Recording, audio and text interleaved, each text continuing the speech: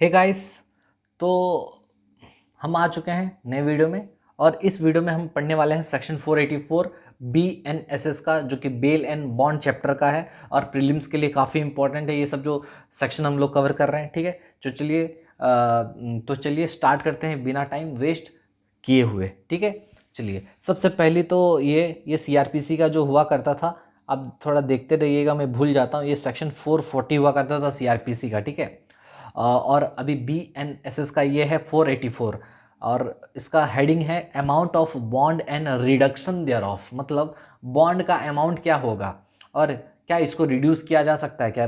तो एग्जाम में प्रीलिम्स में आ सकता है क्वेश्चन, बहुत इंपॉर्टेंट है। देखिए क्या बोलता है ये है कि भाई the amount of every bond executed under this chapter. क्या बोल रहा है, बोलता है the amount of bond executed under this chapter.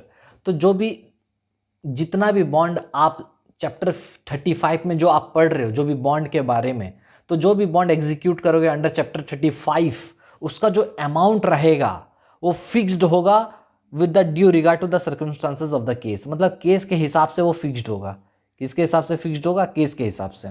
Shell be fixed with due regard to the circumstances of the case. मतलब केस के हिसाब से वो डिपेंड करता है कि केस टू केस क्या होना चाहिए आपका बेल का, आपका बॉन्ड का अमाउंट। क्योंकि आप बॉन्ड जो भरते हो उसमें अमाउंट लिखते हो कि नहीं, 50,000 का बॉन्ड, 40,000 का बॉन्ड, 1 लाख का बॉन्ड। ठीक है, तो आप जितना, तो यहाँ बॉन्ड का अमाउंट लिखा जाता है। तो आप बॉन्ड का अमाउंट कितना लिखेगा, ये कौन डिसाइड करेगा? ये कोर्ट डिसाइड करेगा। और डिपेंड करता है किस पे? केस पे, कि आपका कितना बड़ा केस है। समझे कि नहीं? ओके, अच्छा मुझे बताओ, ये जो अमाउंट होगा बॉन्ड का, ये क्या बहुत ज़्यादा हो सकता है क्या?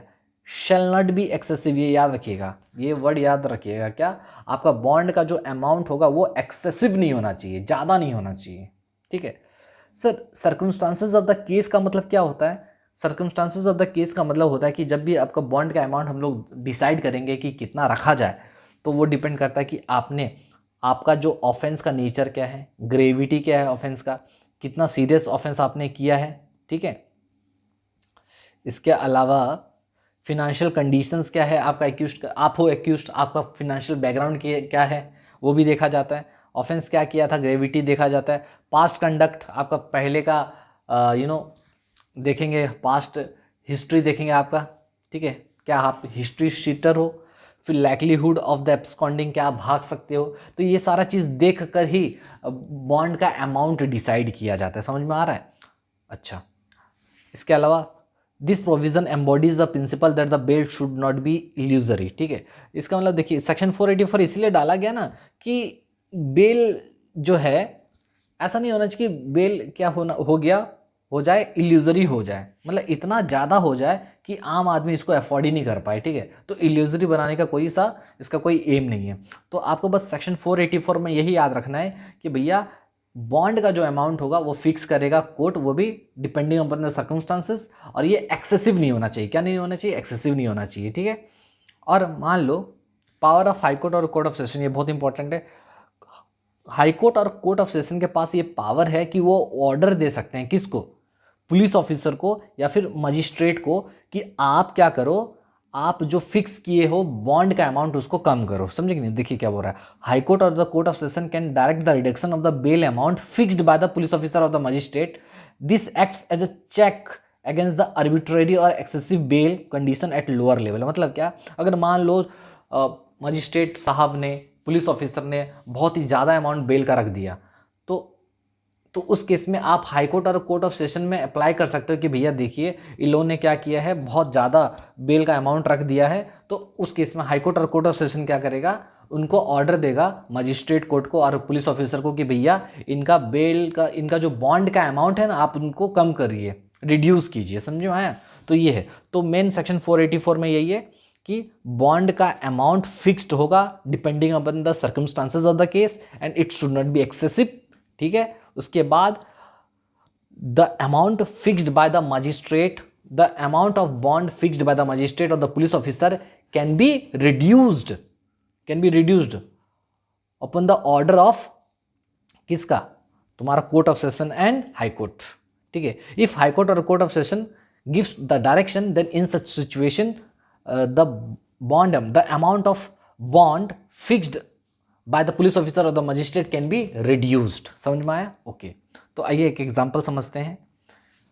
ये पुअर वाला एग्जाम्पल है, मतलब एक्यूज जो है गरीब है, ठीक है, इंडिजेंट है, ठीक है। देखिए, ए इज चार्ज विथ थेफ्ट, चोरी का केस है, पनिशेबल है, 3 साल का सजा है उसमें, ठीक है। मजिस्ट्रेट ने बेल बॉन्ड जो था उसका अमाउंट फिक्स किया 5 लाख रुपया, ठीक है।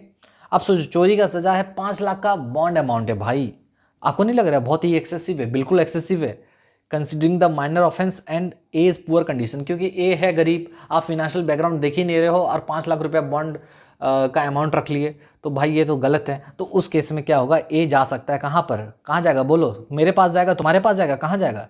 अरे भाई ये जाएगा, वेरी गुड, ये जाएगा कोर्ट और हाई कोर्ट और क्या बोल रहा हूँ मैं, ये जाएगा सेशन कोर्ट, और ये जाएगा कहाँ, एक सेकेंड, मेरे को ये हाइलाइटर की वजह से ज़्यादा दिक्कत हो जा रहा है, ठीक है। तो उस केस में ये कहाँ जाएगा, सेशन कोर्ट जाएगा या फिर हाई कोर्ट चला जाएगा, ठीक है।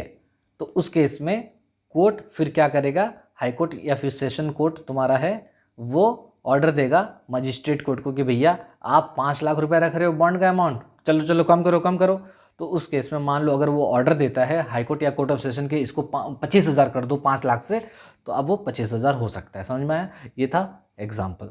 दूसरा एग्जाम्पल समझते हैं। मान लो एक रिच बिजनेसमैन है, बहुत ही बहुत ही करोड़पति आदमी है, उस पर फ्रॉड का एलिगेशंस लगाए कि उसने फ्रॉड किया है बड़ा आदमी, अमीर खानदान का है, फ्रॉड का केस लग गया। अब मान लो उसका मजिस्ट्रेट ने बेल बॉन्ड का जो अमाउंट फिक्स किया है वो किया है 10 लाख रुपया।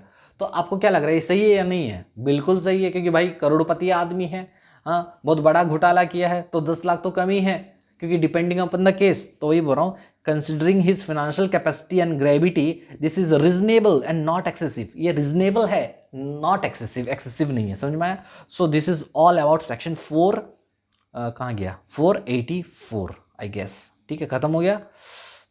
और भी है क्या? नहीं, चलिए, तो मिलते हैं नेक्स्ट क्लास में। और नेक्स्ट जो वीडियो होने वाला है वो है सेक्शन 485 का, ठीक है। एक एक वीडियो में एक एक सेक्शंस को ही रखते हैं, ताकि जिसको जो दरकार पड़ेगा, अगर कोई बंदा खोज रहा है सिर्फ पर्टिकुलर सेक्शन 484 485, वो खोज सके, ठीक है। चलिए 485 में मिलते हैं।